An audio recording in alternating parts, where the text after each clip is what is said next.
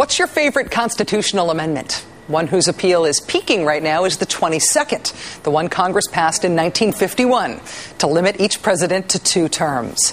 Thank you, 1951 Congress. The issue, though, is that a president, once he's on his way out, is sort of ignored by his country while he still has full constitutional power. So, once again, we offer our own safety net for the dear old 22nd Amendment. It's the official Rachel Maddow Show Lame Duck Watch Quackitude, because somebody better do it.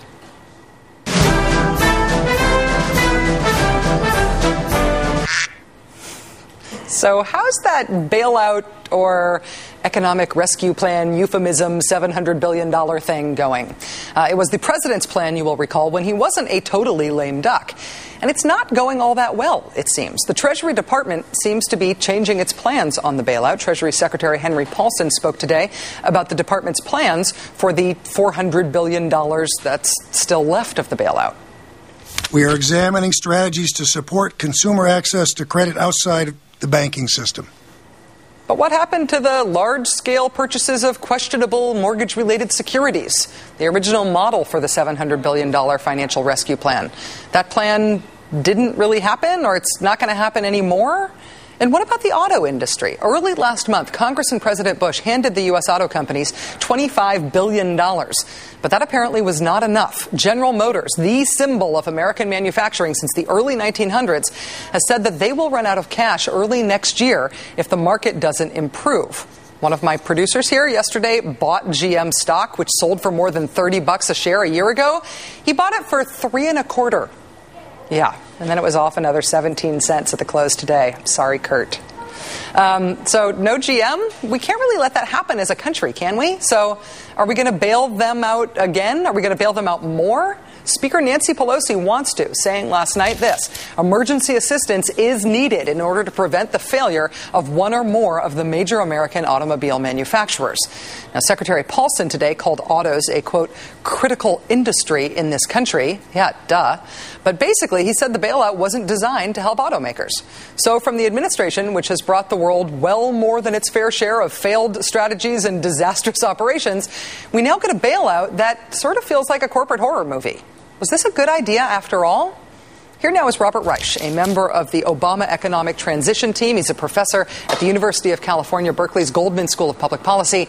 And, of course, he is a former Secretary of Labor under President Bill Clinton. Robert Reich's new book, Super Capitalism, is out now. Secretary Reich, thanks for joining us. Good evening, Rachel. How are you? I'm great, but I'm a little weirded out about this bailout. I feel like there's $400 billion left to spend. That means we've spent almost that much already. And I don't know what to look for to know whether or not that money that has been spent has been well spent. Well, you're not alone. This has not been exactly a transparent bailout process. Hank Paulson and the Treasury have burned through about $300 billion of money so far. People don't know exactly where it has gone. He announced today that he was changing techniques. Now, he's already changed techniques. Congress understood when it passed the bailout package that it was actually going to enable him to buy back those mortgage-backed securities, kind of a reverse mortgage to create a market in those securities. But actually now he wants to give money, and he has been giving money directly to the banks, even though the banks are turning around and giving dividends to their shareholders and giving deferred compensation to their executives and planning acquisitions of other banks. So what exactly is happening to Main Street? Is the money getting to Main Street? Not much of it. Why is Secretary Paulson changing horses midstream here? Why is he changing strategy? Clearly, it seems like there were problems in what he was initially doing, but those seemed like things that could be fixed by just adding some additional strings to the money, couldn't they? Yes, Rachel. And here I want to be very, very careful because I'm not speaking at all for the president-elect, even though I'm advising him in the transition. I'm speaking for myself. But it seems to me that, yes, there should be a lot of strings attached to any bailout. And if you're bailing out Wall Street banks, you ought to say, look, the taxpayer money is not going to go to substitute for executive salaries or bonuses or deferred compensation or dividends to shareholders or anything else. It ought to go to Main Street. It ought to go to small businesses. It ought to go to homeowners who are in desperate straits and maybe losing their homes. It ought to go to students who need student loans. I mean, the banks are getting this money presumably because there is some public purpose behind getting the money. Otherwise, presumably, they'd go into Chapter 11 reorganization or bankruptcy.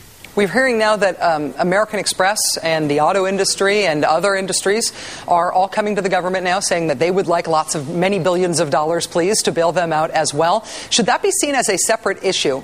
Should those be considered individually on their merits, or should those be considered part of the bailout that was already approved? Again, my view is that the real test ought to be jobs and people and communities.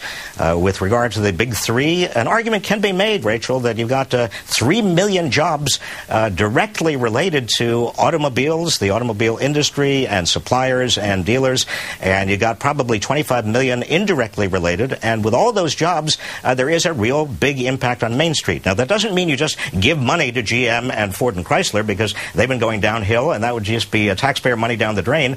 You ought to put some strings on that money. You ought to say, look, you guys, you've got to produce competitive cars. You've got to produce fuel-efficient cars. You've got to maintain your employment. Everybody's got to sacrifice, creditors and shareholders and maybe even the UAW in order to make sure that there's enough money for a major restructuring of this industry. It's a big American industry, but it's going down the tubes.